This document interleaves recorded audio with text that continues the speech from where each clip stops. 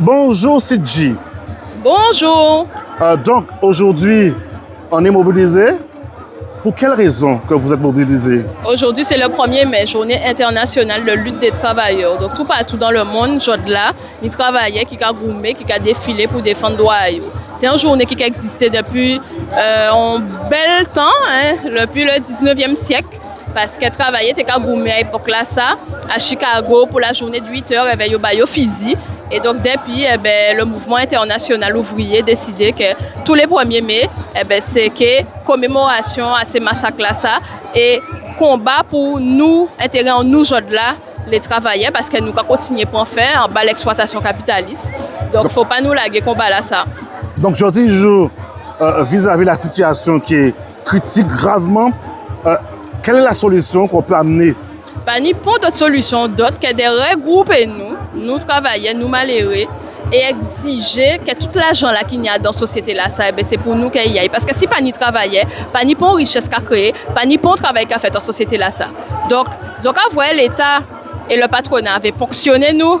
C'est un poche en nous qu'il y a au business, prend l'argent là pour aller faire la guerre à eux, parce que c'est une 3e guerre mondiale qui attend nous, pour aller faire la guerre à eux et pour remplir poche à eux. Et nous, c'est la vie chère. C'est des salaires qui bloquent. Donc, nous payons le choix, nous sommes obligés de gommer pour exiger des augmentations de salaire. Parce que si les prix continuent à monter avec les salaires bloqués, c'est chien que nous avons des pains. Nous sommes obligés d'organiser nous pour riposter. Songez en 2009, c'est 200 € de plus que nous gagnons si payons nous. Et est-ce qu'elles ont songé qu'après 2009, le prix du litre d'essence était à 97 centimes? Moins d'1 €. Donc, ça veut dire que là, on a le rapport de force. En face, le patronat et l'État, il y aura choulé. Voilà, donc c'est pour ça qu'il ne faut pas ouvrir la guerre combat. Et là, le 1er mai, c'est une démonstration que nous avons fait. En France, c'est une journée qui fait oyer, mais là, l'État a décidé d'attaquer pour permettre certaines catégories de salariés de travail. Donc ça veut dire que demain, il y a quelqu'un qui dit, pas ni 1er mai, encore il n'a pas fait oyer, tout le monde au travail. Non, faut nous faire une démonstration là. D'accord. Aujourd'hui, on connaît le départ de l'augmentation de l'essence. Tu en penses quoi de tout ça? Encore une fois, nous face à des profiteurs de guerre. Parce que les détroits d'Ormuz bloqués, soi-disant, tout prix augmenté. Sauf que tout essence là pas venu du détroit d'Ormuz. Donc les Total Energy, les Shell, les BP, c'est des profiteurs de guerre. Et ils continuent à augmenter ces bidons là si nous tant que nous pas dit rien. D'accord. Dans la situation qu'on est aujourd'hui, depuis 2009, est-ce que réellement il y a eu une avancée de ce qui s'est passé en 2009? Tu sais, il y a eu une avancée après 2009 parce que le patronat a eu peur, donc il a lâché des choses. Sauf que quand tu arrêtes de te battre, le patronat il réfléchit et l'État il réfléchit à comment reprendre ce qu'ils ont dû te donner. Donc c'est pour ça qu'il faut se battre et qu'il faudra faire plus que 2009. Personnellement, je suis une militante révolutionnaire. Je considère qu'au bout d'un moment, ce système capitaliste, il faudra le foutre en bois. D'accord. Et il faudra mettre les richesses en commun. Toutes les richesses que toute l'humanité a créées jusque-là, nos ancêtres esclaves, ces terres, ils les ont fertilisées, ils les ont travaillées, qui font ce qu'elles sont aujourd'hui.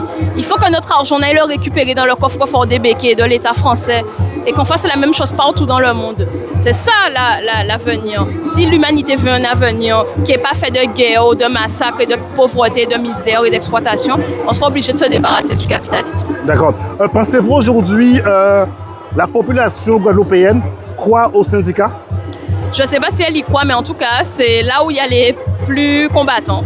Voilà, c'est là qu'elle y travaillait, qui cagoumait, qui papait. Et je profite pour envoyer un soutien aux grévistes de Transaglo en Martinique, les chauffeurs de bus qui réclament 300 € d'augmentation. C'est un exemple, parce que si on gagnait 300 € là, ça fait nous force pour faire même bitin la nouille là. Et aussi les camarades de DFPEI en Guadeloupe qui sont soi-disant des criminels parce qu'ils ont fait grève pour réclamer leurs droits et surtout réclamer ce que leur patron de DF leur volait depuis des années. Donc, alors, syndicalistes, c'est criminel, travailler qui a gommé, c'est criminel, les hommes des droits où sont criminels, eh bien, ok, nous, tout ce qui est des criminels demain. C'est ça, qu'on a dit. Donc, force pour tous ces camarades-là, ça, et tout ça qui a gommé, qui n'a pas connaître, mais faut pas nous la gagner. On est aux abîmes, de ce qui se passe aux abîmes aujourd'hui, il y a une affaire un peu critique aux abîmes concernant donc de ce qu'on a su récemment. J'espère que tu connais l'actualité. Tu en penses quoi de tout ça? Je suppose que tu parles du rapport de la Chambre régionale des comptes sur la ville des Abîmes, mais là on a un exemple, encore l'argent public. il va où? Qui contrôle cet argent? Pas la population, pas les travailleurs. Hein, voilà, le jour où on contrôlera, on prendra notre sort en main, ben, il faudra qu'on contrôle et qu'on demande des comptes à tous ces gens-là.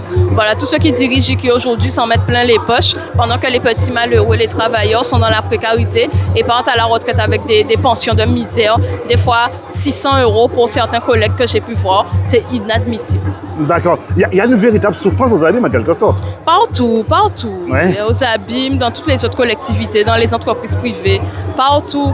Vous savez, il y a beaucoup de salariés qui veulent même plus aller travailler. Ils sont obligés parce que si tu ne travailles pas, tu ne manges pas. Mais beaucoup, si on avait le choix, ne seraient plus dans le monde du travail. Donc, raison de plus pour se dire qu'au bout d'un moment, c'est l'organisation sociale même qui a un problème. C'est pas nous, hein, c'est qu'il faut renverser ce système. D'accord. Mais je te remercie en tout cas. Merci Excellente beaucoup. journée. Allez, bye.